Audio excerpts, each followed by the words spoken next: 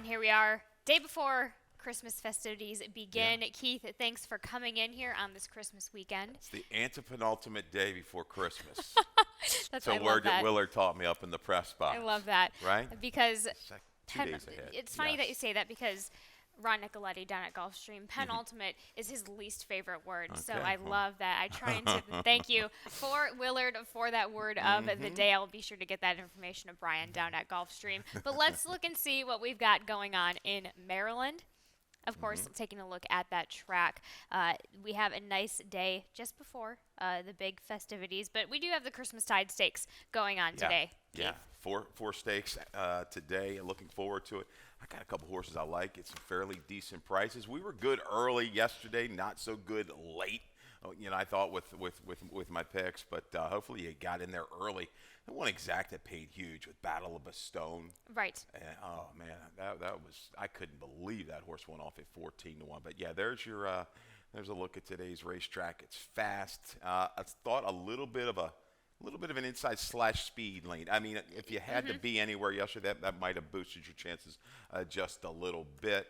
But all in all, for the last little while, it's been playing pretty fair. But a nice day. It's not bad out. No, not at Yeah. all. Let's go ahead and get cracking on this card that we have. Of course, the Christmastide Stakes, starting with that early pick 5. And gun-ho in a maiden special weight right off the get-go, going 7 furlongs for the girls at 3, 4, and 5. Keith, you have the number 6 on it top. This is Flower Dew in the barn of Lacey Gaudet and Jamie Rodriguez. Yeah, 12% takeout on that early pick 5 or pick 5s here. They are what you want to jump into. They offer a ton of value. Yeah, this opener, we see it early, 1-9 with Brittany Russell with Riley G. And yeah, is going to stay well below even money. I do know that. Just beating it 3-5 at Santa Anita. Was recently bought last month at a sale by the Connections into the Russell barn. But Flower Dew, I thought ran pretty well Yes. in return. First time for the barn. I need a Lacey Gaudet double. That would be good today. Okay. If we can get that, Okay. I'm going to take those two today. But Flower Dew gets a field. That's I think Riley G, just like yesterday when she had that winner, Mission Beach, Yes, right, got it yes. done. I thought that horse would try to go to the front, had to deal with some other speeds. Shelter did a great job. Got this one to settle. Got that one to settle back. Worked an inside-out trip after a little bump there at the break. Maybe Riley G does the same because there's a couple quick horses in there. Conceptualize My Sassy Valentine, I thought, well, despite some early adversity at Delaware. Making that move, Riley G. But Flower Dew, the way this one finished up, she finished up well. It's going to be her second time Lasix on the dirt. Maybe it's 7/8. She can kind of get it out and grind it out late over this favorite, who's going to probably pull that stalk and pounce kind of move. Of course, we mentioned Riley G for Brittany Russell, currently 1-9 right now on Yeah. the screen, but also My Sassy Valentine for Diane Marizzi, Xavier Perez. They team up well together. Blinkers on as well. The Valentine ran okay. Blinkers on, you're right. Off a step slow, had to rush up.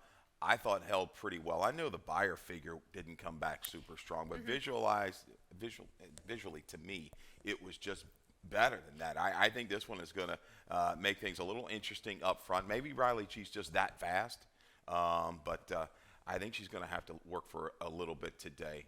Hence, Flower Dew from just off the pace. There you go, 6-4-5-1 in the opener. Princess Cairo, sharp debut a year ago here, going long. 7-8 should work okay, but this is a horse that's done its best work up front. Will it have the ability, retool maybe second off a break to make a run into it off the pace? And there we have it for Keith there in the first race. The second leg starts off the early pick 4, and it is in the starter optional 30,000, going 3/4 of a mile on the dirt for the girls at 3 and up. Scratch in the 1A, Knowing Glance. Scratch in the 7, Berzina. Keith, you have the number 3 on top. Let's go ahead and take a look at not only My Flicker, but Royal Whisper in that effort last time out. Yeah, My Flicker, November 26th, second off a little bit of a layoff. Anonymously, Berzina there, very quick. Berzina, we thought we were going to see her today. She scratched. That other part stays in. Poji Bonsi was very quick for Kieran. But I thought My Flicker, maybe just a little keyed up. First off the break, makes this move 3 wide. Looks home, right? You're going to get it done. But unfortunately, just kind of flattens out here the last 16th of a mile, staying on that left lead. Royal Whisper, definitely capable from further back. And I think for a barn that's done well, year in and year out off the claim for Michael Gorham Royal Whistler's got a shot in here underneath, no doubt about it. Might pull a little bit of an upset. I think that one gets some flow to run into. But I think My Flicker can benefit off of that return try. Out at the 6 furlongs, 3 for 8 here, 6 for 8 in the money, going 6 furlongs. Likes this racetrack with Thais Pustina. Here's the stat, and this is a little bit of a tell maybe as well. My Flicker, Lacey Gaudet, Thais Pustina, this jockey trainer combo, 5 for 24 over the last couple years on the dirt, 10 for 24 in the money, Wow. with an ROI of 382.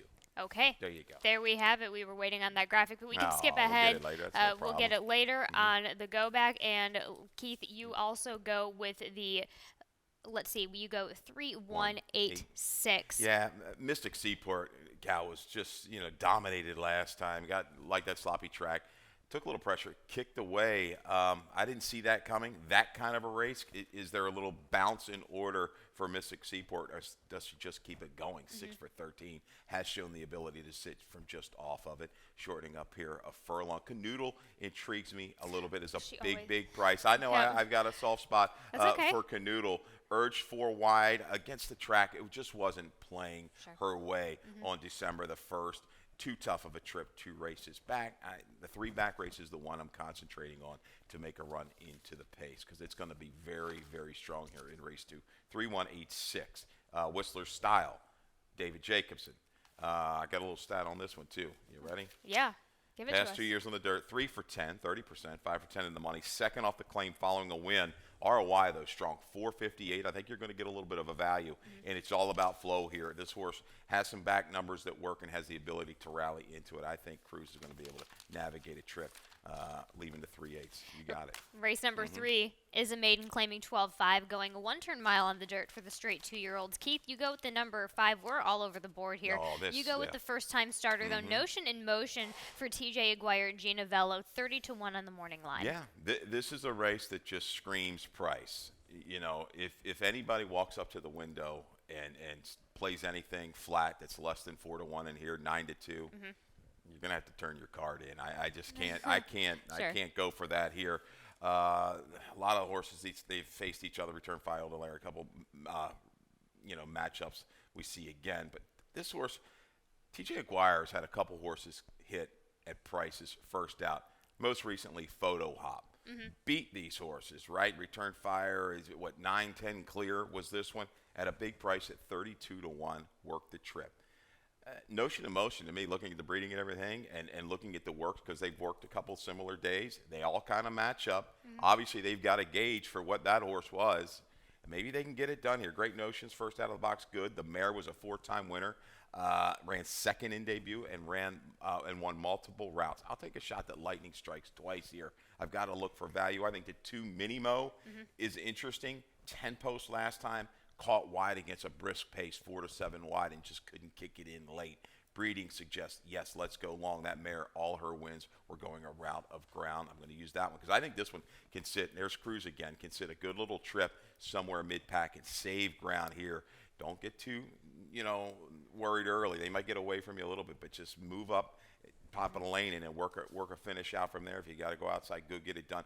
Double Nickel, a jam job here. Linda Albert really hasn't taken any play in debut, but might be the speed of the speed. So there you go, 5-2-4-8. Just all over the map here for me. 5-2. It should be 5-2-4-6. That's my bad. I just typed it in wrong. Dashing D'Artagnan. That's a Jose Corrales first time gelding angle as well. So I'm looking for a huge number in race number 3.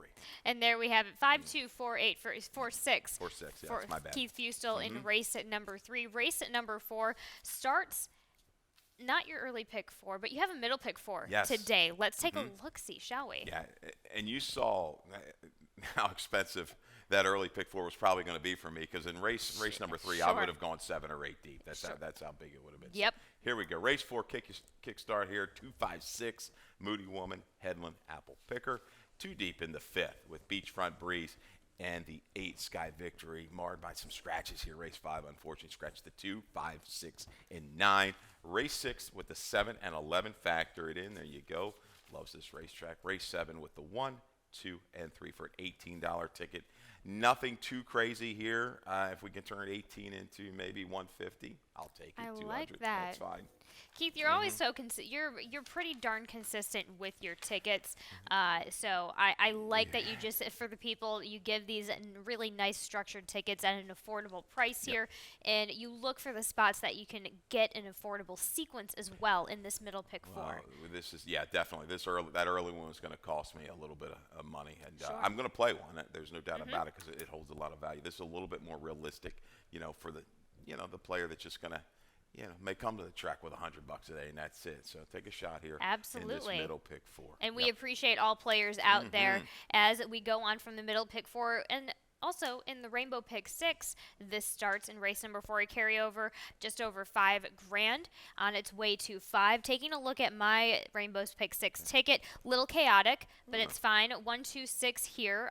Moody Woman being my top selection. I single in that next race in Sky Victory in that allowance optional. You see it differently, but you have this one in your exacta. And I go wide in the Dave's Friend because I just see a lot of opportunity there. Big enough field. We have a returning champ factored in coming in, but just in case, I mean, and it's tough because Mancia, he had 3 wins yesterday. Angel Cruz had 2. It was just it was a fantastic day for that team yesterday. So that I think that momentum is really going to help carry over into race number 6 in the Dave's Friend. But too deep in races 7, 8, and 9, 1 and 2. I go with the Brittany Exacta in the Carousel. Race number 8, my top selection being Magic Michael and Be Better, of course. And in race number 9, I go with the 8 and the 7. Tyrant and Final Jump. $28.80 ticket for that type of setup here today. It's not an $18 ticket, but I try, Keith. I try. And what a big day for Mancia yesterday. Yes. It's just been on an absolute tear. So if you see a new vehicle maybe up in the parking lot at the Greenmount Station, you're going to know who it is. I mean, whose it is. So, we're not going to mention names. But anyhow, I saw your little new photo you threw up there too, huh? Yeah, little I'm new brunette photo, now. and We had to update. Yeah. And Mackenzie yesterday came in doing a good job. Yes. So it's good to have her on board here at the MJC. Absolutely. We hope to have her. She's going to be back next Friday and Saturday Cool. and All right. go from there. But let's get into stake business here with the Willa on the move. 6.5 on the dirt for the girls, 3 and up. Keith, you have the number 6 in Apple Picker. For Brittany Russell on the outside, Sheldon Russell trying to get a team there. Yeah, I tell you, this horse, she's going to face older for the first time. I think this is the time to do it. Late in the year, right? You only got a couple more days. But anyhow, Sure. she's. I like her sprints. I wish she had maybe just a touch more early speed. She's got to grind it out, kind of determined run that last eighth of a mile. We saw it last time, a little zigging and zagging, had to deal with a little traffic. She was getting to Hal. Hal at 7/8. Now we're going 6.5 today. I think Hal might be going into La Brea up at Santa Anita. Okay. But my biggest concern here, and we'll show the video, is Headland, who's pretty darn quick. And is she just going to be too quick here and run them off their feet at the 6.5? And I don't really want to harp on trainer George Weaver, but No. he's looking to get back in a groove in Maryland. He's 1 for 17 at Laurel over the dirt in the last couple of years. So then at a short price, the percentages, I got to kind of go elsewhere. But she runs good here. I mean, she went into a very quick pace, 21 and 4, was under some rating early, shakes free, and just wilts a little bit this last 16th of a mile. She's coming in here on a track that she should like. She's the main speed, and I guess wouldn't be a surprise if she dictates it and takes them coast to coast. But I got to go for a little bit bigger price. She's gonna be a short price here. An Apple Picker, I think, can kind of just make a steady progression. Maybe slightly vulnerable at 6.5 is Headland. We'll see. Absolutely. You also go with Moody Woman underneath. I want to see your take on this filly since I kind of took a stab and put her in my top selection. Hey, I got no problem with that. And I watched that race at Mahoning, and there was a couple good horses in there. Rosebud Keys up with Headland. My Destiny was coming off of a 92 prior. And I was like, how is Moody Woman? They didn't go super fast early, but that track's a little different out there. But only a length and 3/4 off of it into the turn. I mean, right there. She's never, ever, I go back on her page, that close. She always lags back. little different. Moody Woman. Maybe it was just the Ohio air that got to her that she really, really liked, because she beat a good group out there. So if she can, take that, be placed a little bit closer, absolutely she can get it done. She loves this track. She's very, very consistent. Will on the move. Keith Fuso Yep. goes 6-5-2-1 with the Apple Picker on top. Race at number 5 is a break-in stakes action. We go to an allowance optional 62.5. Kicks off the late pick 5 as well, and apparently we have a little carryover in that pool. Just taking, if we could take a look at that graphic, but if not, no worries. 3/4 of a mile on the dirt for the straight 2-year-old fillies. Scratching the 2, 5, 6, and 9. Keith, you go with Beachfront Breeze for Andy Simoff. Kendrick Carmouche ships in. There you go. Late pick 5. No carriover, No but we got the carryover. low takeout, 12%, 50-cent minimum play. Coming back here in race 5, unfortunately, those scratches, discrete ops. I was looking forward to her return after that really big debut. That was something for Chip Reed and Benny Feliciano. But I slight edge here. I think Beachfront Breeze has just been seasoned. She's faced really good 2-year-old fillies. Carmelina, who galloped in a Penn State recently. I'll let you. Ephesus Magic, 3 for 3, lifetime. The horse before that, the Brittany Russell horse, 3 for 3. She's faced the right kind. Maybe Sky Victory has got that talent edge, moving forward. But I think, looking at the way this race is shaped up now with these scratches, boy, Kendrick will have her into the race. If she needs to rate, I think she's going to be able to do it against this group, because she's been going into some very honest flows. I don't think it's going to be that demanding today. There's your shot to upset the apple cart. Sky Victory ran very well in debut. Had to be sent into the race early. Took pressure. Got away with some softer internals. You see there, 23.47 flat. But, man, was dogged and said, see you later, the final 3/16 of a mile. Well positioned outside, looking at the breeding. I think she's fine here, right back, sprinting to sit just outside and make a move into it. And there we have it, 4-8-1-7 for Keith in the race at number 5. And before we get back to stakes action, we're going to take a quick commercial break and be back for the Dave's Friend.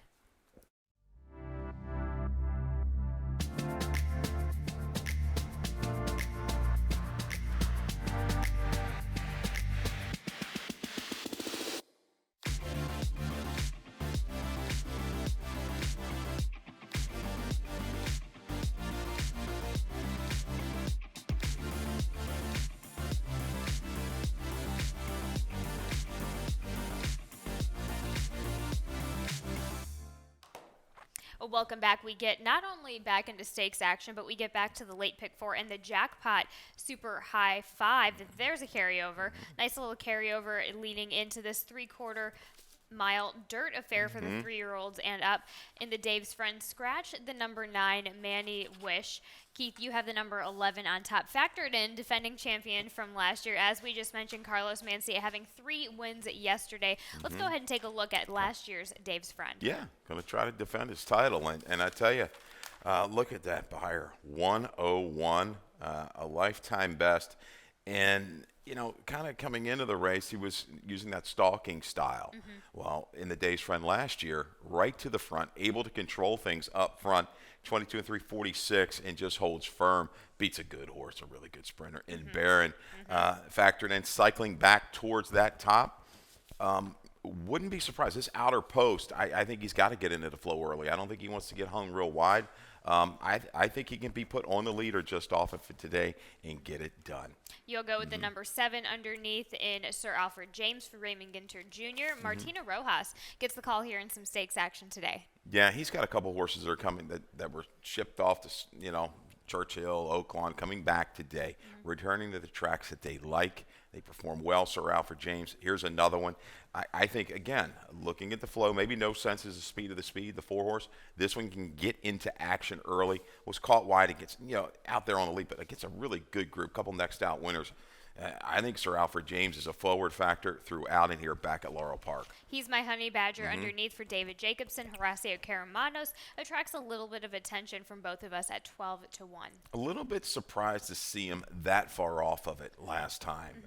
Caught wide around the turn. Churned on Greeley and Ben, snuck up the inside. A gritty effort from that veteran as well. We've got a couple older horses here that can really got some talent. But again, he's my honey badger. I would prefer to see Caramanos kind of get into the race a little bit sooner, secure an inside position, and take it from there, quarter pole home. I think this horse bounces back up off of that 77 buyer last time out. And I think within the field, he has the opportunity to do so as Keith goes 11-7-3-8 in race number 6. Race number 7, another stakes race here in the Carousel for the girls, going 1 mile and 16th on the dirt, 3 and up. You and I both have Saddle Up Jesse. Let's go ahead and take a look at that last effort back, going to the lead. Yeah, Brittany Russell, right? Got the favorites here, 8-5 morning line. Saddle Up Jesse, Hybrid Eclipse, 7-5. These two, I mean, I think the edge maybe goes to Saddle Up Jesse slightly because of more positional speed. There's not a whole lot in there. Peyton Elizabeth might go ahead and go, but boy, she's kind of feeling it right now. Cruises up 3 wide into some slower fractions. It just kicks away here. Confidently handled, gets shaken up late to hold firm. Going out an extra 16th of a mile with that inside post. Shorter field. I think she's going to be laying closer even today. I think she can even be put into it a little bit closer, much closer than Peyton Elizabeth, who's gotten into a style of falling a little bit further back. Things kind of have seemed to need to develop, but she's proven. She's proven without Lasix. Right. Saddle Up Jesse's got to come off Lasix, but her horses have been doing okay with that move of late. But Hybrid Eclipse, it's funny. You go back on her form, Callie, Hybrid Eclipse, she used to be a lot more forward. Right. It's just something Right. as a 5-year-old mare, she says, you know what, I'm going to do my own thing now. Exactly. But she powered home nicely last time. I like the way she finished that last 1/8 of a mile, beating Opus 42. I'm going to throw Warriors Ransom into the mix. Maybe it boosts the exacta. Maybe split the Brittany Russell horses. Was much more sluggish than I expected last time. Almost walked out of the gate, found herself well back. A couple races prior, she was a little bit closer. And that 7/8 try against Disco Ebo was a really good mare up there at Parks. She kind of closed in against that one. I think she's going to be in the race a little bit sooner. She can handle the mile and an 1/8. There you go, 1, 3, 2, 4. Not much value in there. I know Robin, I will say, he likes Lady Brew a little bit. So if you're looking for that real outsider, I think that's the one.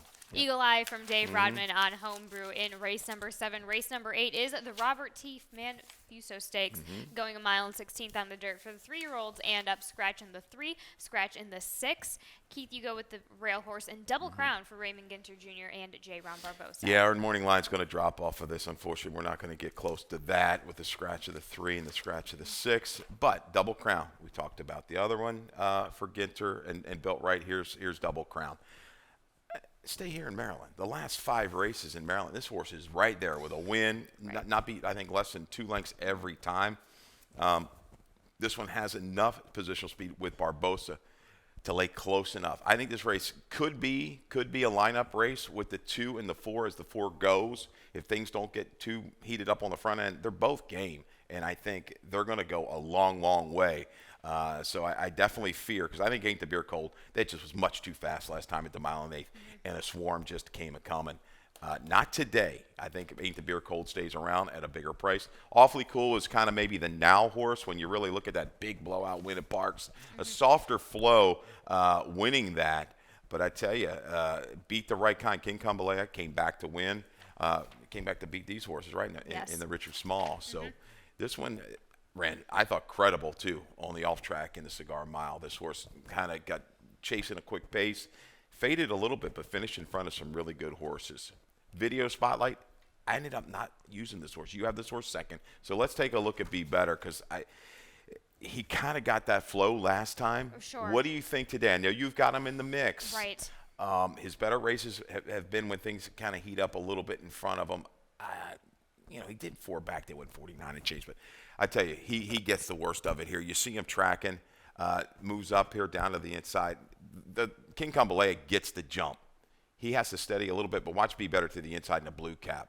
He stalled. Look at the seam open up for the winner here in the Richard Small and gets the jump, and it's over. But Be Better shifts out and keeps on coming. I'll use him in the exacta, but I think in this field I've got a key on the 1, just hopefully to get the most value out of this horse in the Bobby Man Fuso. Sure.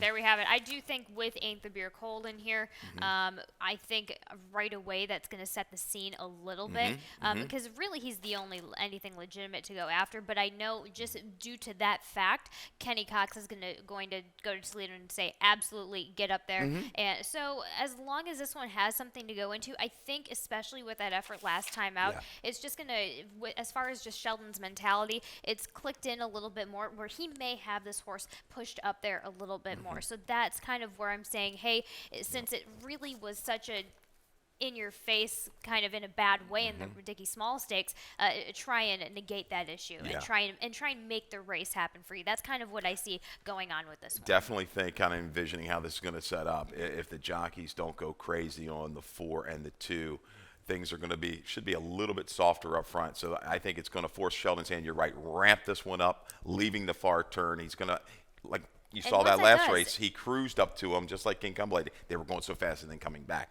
Today it's going to be a little bit different scenario. Well, even if you look at the races that he's won at, when he was on that 3-win streak, he was making what was technically early moves. So if that tells you right away, and I mean, this is something that Sheldon does do sometimes that I've picked up, where he'll get these horses in these kind of winning moments, and then, and it's not just Sheldon, all jockeys do it, where they'll switch off. Some of them will switch off and just say, oh, hey, this is just a horse that needs to come from behind. That's not necessarily the case every single time. So maybe it's just get back to the winning ways, because the last couple of times prior to the Dickie Small Stakes just wasn't it. So there we have it. 1, 2, 4, 8 for Keith Fusel in race number 8. Race number 9 is maiden claiming 30,000 to wrap up our Christmastide festivities over here in Maryland. 6 furlongs on the dirt for the girls, 3, 4, and 5. Keith, you go with the rail horse and quality weekend for Bobby Plummer. Blinkers on.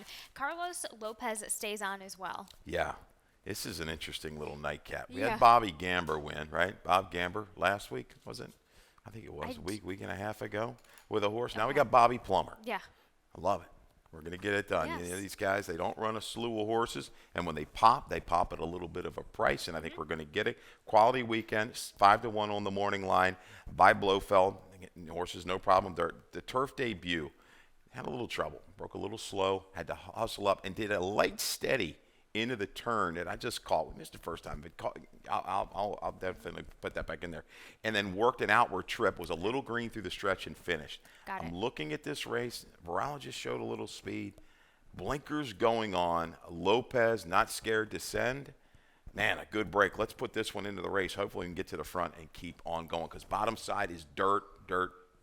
7-time winner was Riverwalk weekend. So there you go. There's my shot in the last. Let's talk about one that has a little bit of turf, specifically all turf, and Little Baby Girl for David Howard, Jamie Rodriguez in the number 3 in your exacta. Making good runs in the back of the pack, sprinting on the turf, goes to the dirt, extends out a 16th of a mile by Oxbow, who's about 6% with the turf runners. So now you're looking, okay, much better on the dirt. He hits with like 16% with his dirt sprinters. You would think maybe she's going to improve, run a little bit better if she runs anything close to those buyers. Yeah, she's gonna get it done from off the pace. They go get Jamie Rodriguez. That's a tell. They'll be shooting Little Baby Girl from off the pace. And there we have it. 1, 3, 4, 7 for Keith Fusel in race number 9. And that about wraps it up. Let's go ahead and dive in to those efforts, your choice efforts in the lightning round. Starting off with your best bet of the day. That's going to be, of course, in the Dave's Friend for Factor It In and Angel Cruz, Carlos Mencia. Nobody hotter right now than Carlos Mencia. Watch out. Angel Cruz won this race last year. I think he gets it done. 2 in a row. Dave's Friend up to the leader from just off of it. And there we have it. And your value play of the day comes in race number 8, our last stakes race of the day, in Double Crown, returning back to Maryland for Raymond Ginter Jr. and J. Ron Barbosa. Now, unfortunately, he didn't knock down at least probably half, maybe more, just a little bit more than that. But I've shown this horse. I've looked at his races. The last 5 in Maryland are good. He works. I think he had the race at Pimlico. They went slower. He crept up, got through along the rail to widen. I think he gets a great trip from just off of it with Barbosa today. Back here in Maryland, back to winning ways for Double Crown at a price. And there we have it. Just wanted to highlight that we had the Maryland Breeding Foundation also had an addition into their stallion service auction, which was Irish War Cry. That is an online auction that closes. It starts January January 3rd, closes January 7th.